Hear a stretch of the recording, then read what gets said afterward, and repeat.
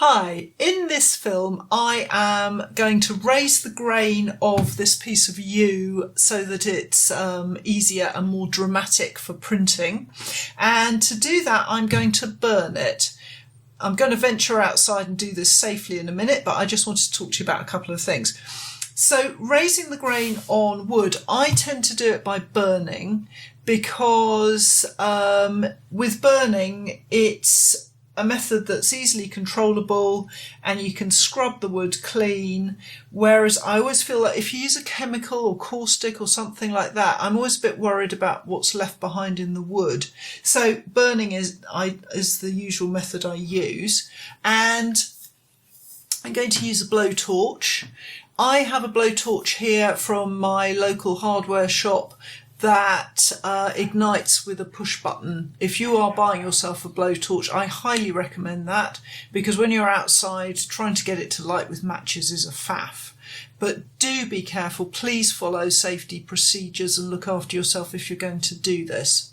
So blowtorch, and I'm going to burn the wood and then I am going to brush it. Now I've got an assortment of wire brushes here that I use for this sort of thing. If you can use brass brushes, they are really, really good because they don't ever produce any rust. And there's a very small chance that when you're brushing off your burnt wood, you might get a little bit of metal on that wood, which might make rust spots later on the print. I had a brass version of this brush which has currently gone AWOL, so I would normally use a brass brush like this, but for the purposes of waving something at you, I have one here, but we think it might be stainless steel, which would be absolutely fine, no rust from that.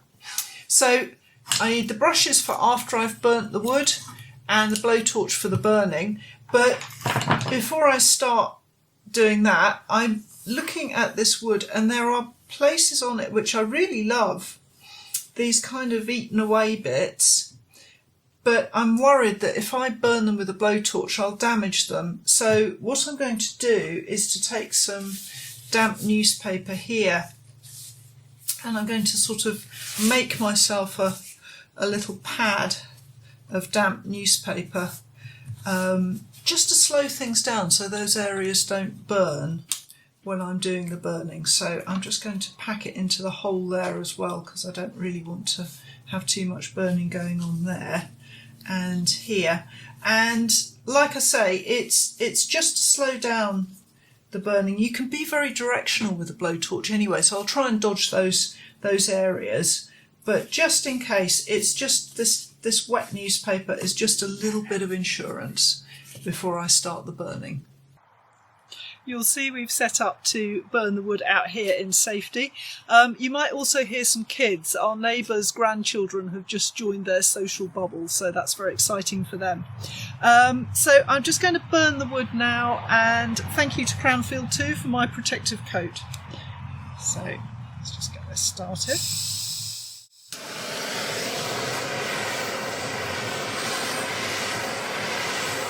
This is going to take quite a while. It's worth taking your time and just working slowly.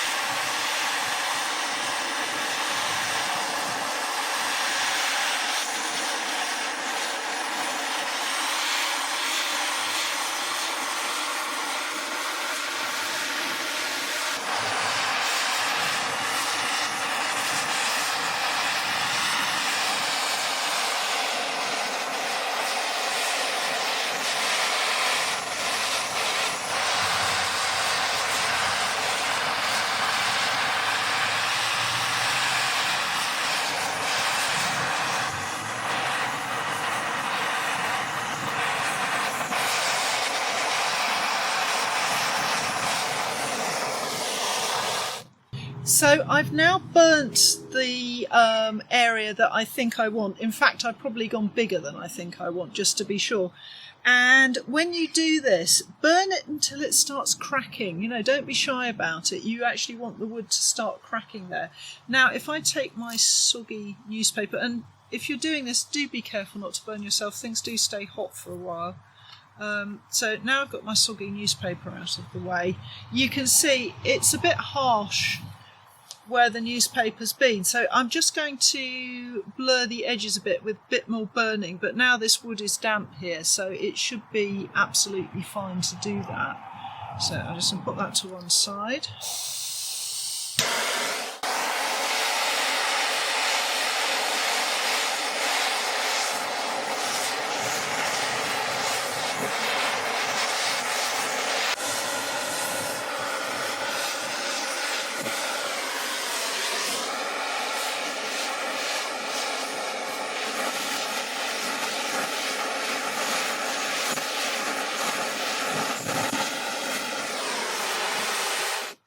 That's it. So I just don't want any hard edges. I want everything kind of random and soft. So now that is burnt, it's ready for the wire brushing. I'm going to start cleaning out the wood now with wire brushes. I'm not quite sure how it's going to react, so I'm going to start small with one of these little brass ones and just start brushing away at the wood to see what happens. It's a messy business, so I've got a brush here just to get rid of the stuff. And I would suggest you do this outside rather than indoors.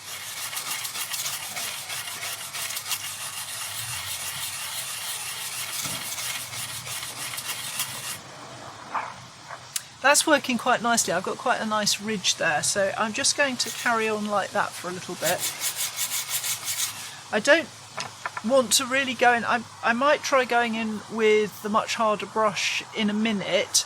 I'm a bit cautious about it because if you use too hard a brush you can actually start scratching into the wood and leaving lines which will show up on the print. So I'd rather sort of be more laborious and use a smaller, gentler brush and just take my time, because it will give you a better result when you print, because the paper's so sensitive it'll pick up any scratchy marks.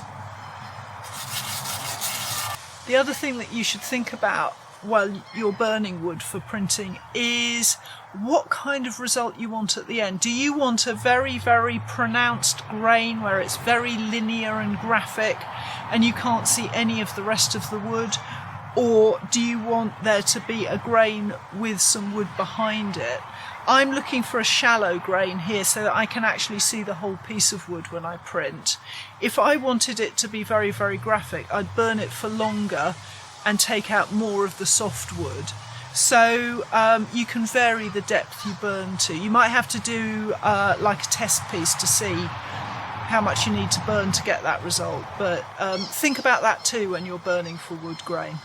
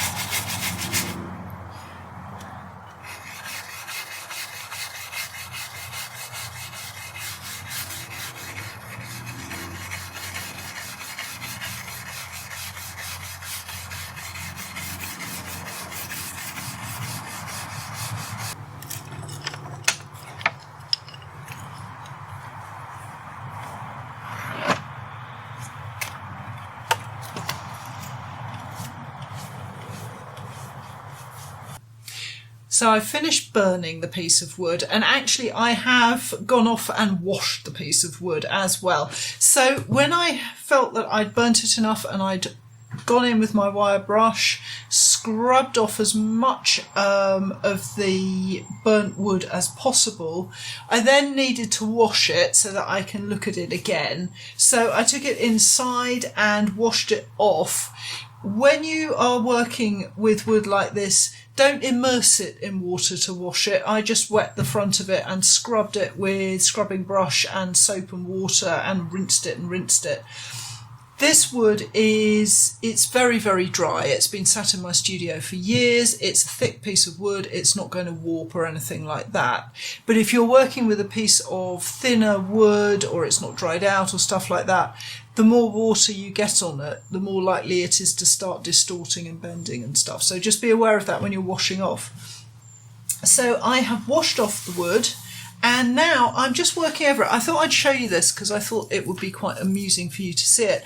I bought it in Tokyo, and it's for sanding wood. It's very, very fine sanding, and it's made up of I don't know the Latin name of it. It's mare's tail, I know it as. It's a weed in the UK. It's, I think, one of the plants you're not allowed to propagate. It's a sort of weed that grows in boggy places, and these are the stems that have all been bundled up together and tied with string. And as I work with it on the wood, what it's doing is just putting a very fine sanding on there. In fact, it's almost like a polishing. It's by no means necessary to do this. You could just use the wire brushes to complete the task, but I just thought you'd like to see it. So now I have the wood ready with the grain. I need to do some more printing like I was doing before so that I get an idea of what I've got really to play with. Because I have to think about, in the context of the print, I now have to think about how that's going to fit into the print. So if I grab my design drawing again and just show you, I've got the grain of the wood at the top of the print here. And then I've got to work out how it ends, because unfortunately this isn't a big enough plank to be the whole depth of that background hill. So I've got to work out how to fade out the wood grain so there's not an abrupt edge. And I'm going to make some prints and do a bit of thinking about that. But in the next video, I need to set up my registration. So I'm going to explain about a master tracing in that video. So don't forget to subscribe, because I'm no longer showing these films on social media. You can only see them here on YouTube. So thank you for watching, and I look forward to joining you again.